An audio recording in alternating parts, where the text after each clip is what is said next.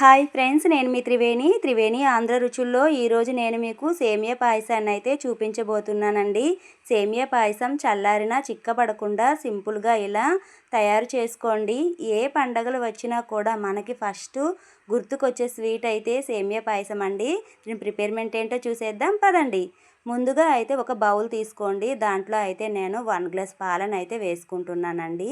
ఇక్కడ నేను పెద్ద గ్లాస్తో 1 గ్లాస్ మిల్క్ని అయితే వేసుకుంటున్నాను. ఏ గ్లాస్తో పాలను వేసుకున్నామో అదే గ్లాస్తో 1 గ్లాసు వాటర్ని వేసుకోండి.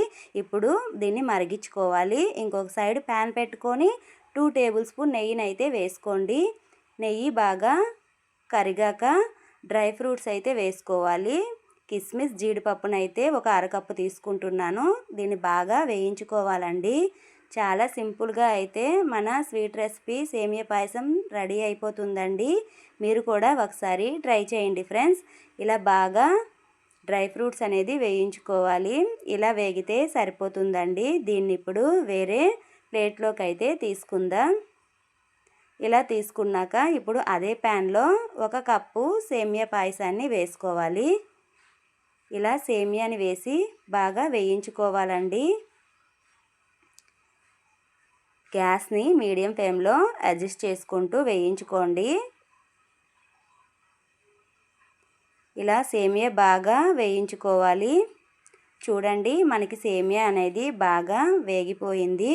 ఇప్పుడు ముందుగా మరిగించుకున్న పాలని కొద్దిగా మనం వేయించుకున్న సేమియాలోకి అయితే వేసుకుందాం.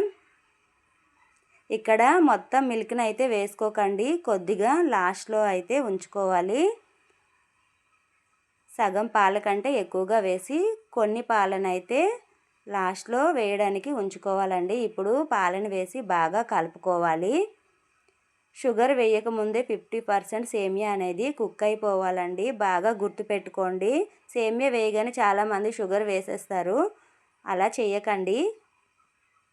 ఇప్పుడు బాగా కుక్ అవ్వాలి. మధ్యలో చెక్ చేసుకోండి.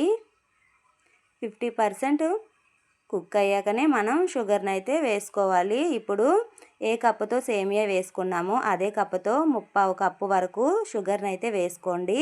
ఇలా పంచదార వేసుకున్నాక బాగా కలుపుకోవాలి. స్వీట్ తక్కువ తినే వాళ్ళైతే 1/2 కప్పు వేసుకుంటే సరిపోతుందండి.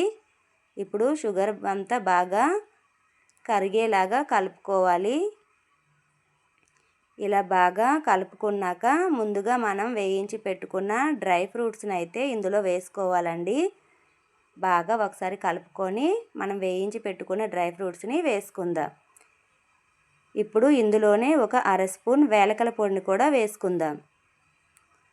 వేలకల పొడిని వేసుకొని బాగా కలుపుకోవాలి. చిన్న పిల్లల నుండి పెద్దవాళ్ళ వరకు ఈ సేమియా పాయసం నచ్చని వాళ్ళంటూ ఎవరుంటారు చెప్పండి ఫ్రెండ్స్.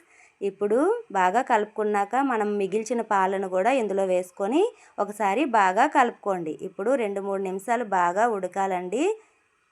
మధ్యలో కలుపుతూ మనకి సేమియా పాయసం మరీ మెత్తగా అయిపోకూడదండి. చెక్ చేసుకుంటూ కలుపుకోవాలి. చాలా సింపుల్గా అయితే మన అమృతం లాంటి సేమియా పాయసం రెడీ అయిపోతుందండి. చూడండి, ఇంకొక 1 మినిట్ అయితే కుక్ చేసుకోవాలి. అలా అని మరీ మెత్తగా హల్వా లాగా చేసుకోకండి. తినటానికైతే సేమియా పాయసం అనేది బాగోదు. మనకి సేమియా లాగా ఉండాలి, మెత్తగా ఉడకాలండి. అందుకనే మనం గ్యాస్ దగ్గర ఉంటూ కలుపుతూ ఉడికించుకోవాలి. సేమియా పాయసం టేస్ట్ అనేది అమృతంలా ఉంటుందండి. ఇలా ఒకసారి ట్రై చేయండి ఫ్రెండ్స్. మీరు ఎప్పుడు చేసినా ఇదే ప్రాసెస్లో చేస్తారు. మన సేమియా పాయసం అయితే రెడీ అయిపోయిందండి. ఇంత సింపులా అంటారు. చాలా సింపుల్గా అయితే బిగినర్స్ కూడా ఈజీగా ప్రిపేర్ చేసుకోగలరండి. మీరు కూడా ఒకసారి ట్రై చేయండి ఫ్రెండ్స్. ఇంతే ఫ్రెండ్స్, చాలా సింపుల్గా మన అమృతం లాంటి సేమియా పాయసం రెడీ. మీరు కూడా ఒకసారి ట్రై చేయండి. అలాగే మన ఛానల్ని లైక్ చేసి సబ్స్క్రైబ్ చేసుకోండి ఫ్రెండ్స్.